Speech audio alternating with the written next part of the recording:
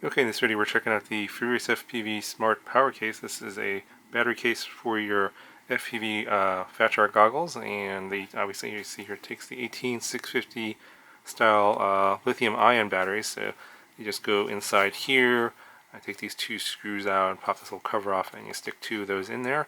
I'll show you a couple pictures of what they look like. I just have some Samsung 18650 cells that I purchased from Amazon, stuck them in there. I'll put a link to those if you're curious where you can get those, but it doesn't come with the batteries. You need to add them yourself. Now, when I was thinking about getting a battery case for my Fatsharks, because I've been using the regular Fatshark battery here for a while, they're getting old and the runtime is not so great. Well, should I get the Furious FPV one or the one actually made by Fatshark? The one made by Fatshark, it looks like the same color here, black and white. Obviously, it's about the same size as this one to fit the 18650 batteries, but it doesn't have as many features as the Furious FPV one. One of the things that's great about this is that it has this little button here that acts as a power button and also acts as a function button for other things here.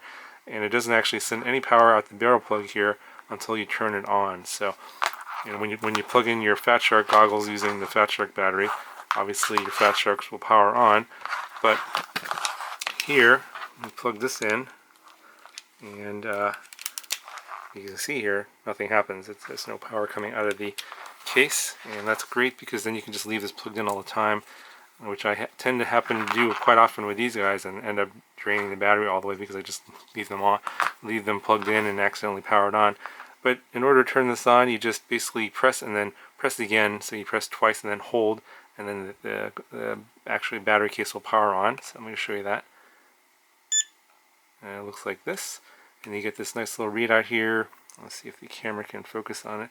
You get your voltage, amp draw, power on time there, and then on the second row you have the pilot name, the temperature of the battery, and how many milliamps are being drawn out. So very functional display here, very useful information that's being shown on here, whereas the Fatshark one that doesn't have any sort of information at all, and no power switch at all. So it's definitely, I think it's worth the money to get the one from Furious FPV. And so now you can see that this is on. If you plug it in to your Fatsharks, it will power on the goggles, as you can see. And then to turn this off, you just press and hold again. So press and then hold, and then it'll shut off.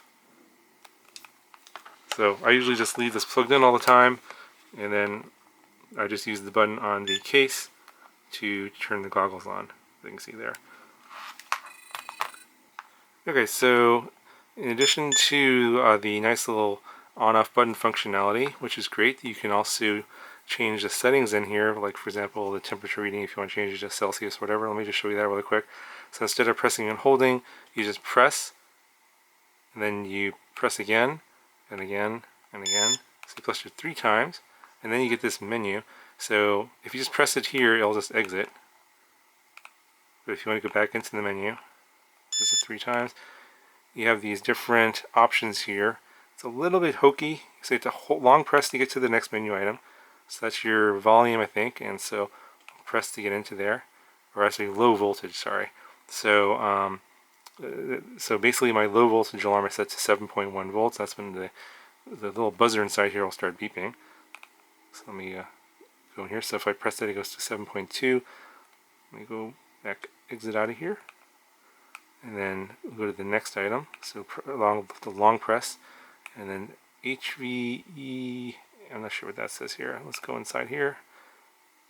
And I think this is yes. I'm not exactly sure what this is actually. I think this has something to do with maybe using high volt lithium-ion batteries, but I'm not even sure if those exist. So not 100% sure what this is. I would check the documentation on that one. I would just leave this on defaults. Let's get out of here. Okay, so the next one here is IMAX. I think that's something to do with the current. Yes, this is I guess the maximum amount of current that this you can set this to. It's currently set to 1.6. I believe that's the default. I didn't change that. And the next item here is alarm.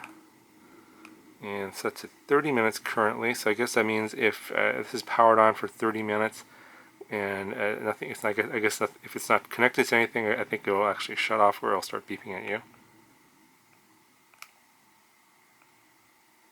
And here you can change the call sign. Yeah, that one is kind of a hassle to change because you have to go through each of the letters one by one, so I'm just going to leave that alone. Go to the next one here. This is cutoff. I think that's the low voltage cutoff. So if it hits 5.6 volts, then it will automatically shut off. I think that's to prevent the batteries from getting overdrained. That's I think lithium-ion batteries can go below 3 volts, so I think that's why it's below 6.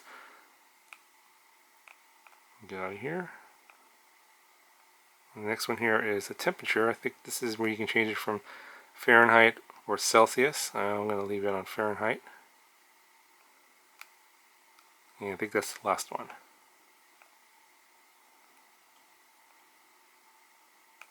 Okay. Okay, so I guess once you exit the menu, I think after 10 seconds it will just automatically shut off on its own. Yep, right there. There it goes. Anyway, if you're looking for more detailed explanation on the buttons and everything, it does have a little quick start guide here that explains it, and then also some features in here of what the power case can do. And then here's the last thing that I didn't show you was the charging cable that's included here. You would just plug this into your balance lead over here, like so, and then this can then go into your regular hobby grade charger. Obviously, because it's 2-cell, you plug this into your balance lead, and this goes into an XT60 connector to charge up the batteries inside. So you can charge up the internal lithium-ion batteries via this using a regular hobby grade charger, or you could obviously unscrew this and take the batteries out and then charge them up in a lithium-ion charger if you want to do it that way as well. But I've just been using this, using my regular regular hobby grade charger, and it seems to work just fine. Yeah, there's no issues with this one here. Anyway, overall I'm very happy with this. I think it's been working really well, and I've been using this, I think I've got some 3,000 milliamp hour cells in here. Pretty big cells, and I've been using this for about a week now, and still haven't charged up the batteries inside yet. So that's 7.7 volts I think, or something like that. So still plenty of charge. I could probably use this for much longer. I was pretty much on these old ones here, after about a day of use I would have to charge them up again. It was getting kind of annoying, so I'll probably use this for something else as a spare or something, backup. But for longer sessions, this one is definitely going to come in handy, where I don't have to worry about the charge that's in here to use it for a full day. So if you guys are considering getting this or the Fatshark one, I would definitely consider getting this one, because I think this one has a lot more features, and I definitely like the on-off button. Anyway, you guys, that's going to do it for this video. If you have any questions, let me know, and I'll talk to you guys in the next one.